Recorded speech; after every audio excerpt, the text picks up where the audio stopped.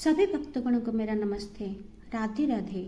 हम चर्चा कर रहे थे जगन्नाथ जी के प्राण प्रतिष्ठा के बारे में। जब जगन्नाथ जी का प्राण प्रतिष्ठा हो गया था, उसके बाद भाई बलभद्र और बहन सुभद्रा के साथ जगन्नाथ जी प्रकट होके राजा इंद्रद्युम्न को क्या आशीर्वाद दिए थे, उसके बारे में हम चर्चा करेंगे।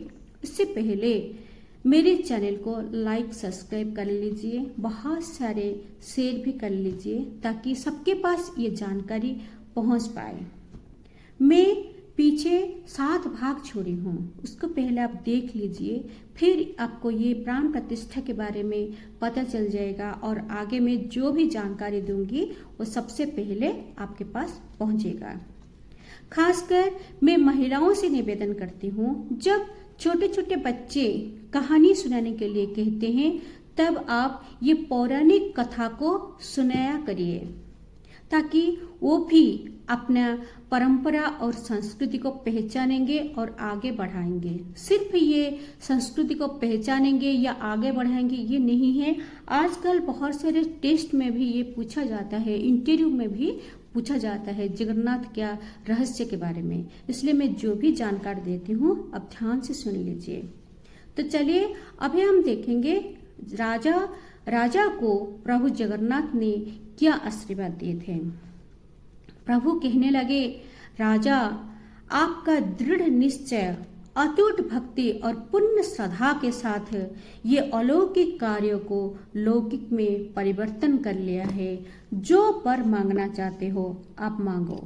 भगवान कहने लगे कि आपको जो भी वर मांगना है आप मांगो।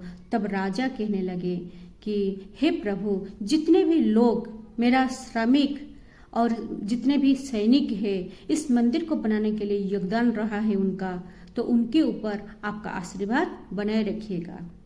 जब भी कोई इस मंदिर के बारे में चर्चा करेगी, विश्वावसु मेरा भाई विद्यापति और उसकी पत्नी ललिता को भुलाया नहीं जाएगा, उसका नाम जरूर लिया जाएगा।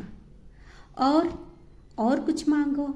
तो वो मांगने लगे कि मेरा पत्नी जो मेरा अर्धांगिनी है देवी गुंडिचा, उसका जो योगदान है अकल्पनीय है, वैसे कि अपना संतान सुख का भी उसने त्याग कर दिया है, उसके ऊपर अपना कृपा दृष्टि बनाए रखिएगा। जो भी यहाँ आकर आपके मंदिर में आपका दर्शन करे, उनका सारे पाप को धोके एक बार धर्म पथ पर चलने के लिए अवसर दीजिएगा। कुछ अपने लिए भी मांगो, अपने लिए नहीं मांगा था उसने। राजा ने सिर्फ यही कहा था कि हे प्रभु, मुझे तो आपका दर्शन मिल गया, मुझे और कुछ भी नहीं चाहिए।